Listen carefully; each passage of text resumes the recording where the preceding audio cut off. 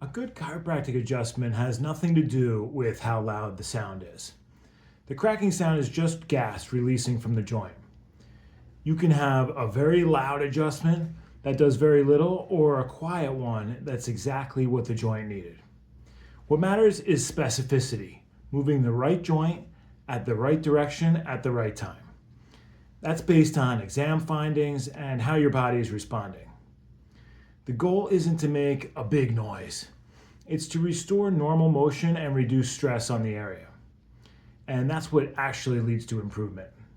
A good adjustment is precise, not performative.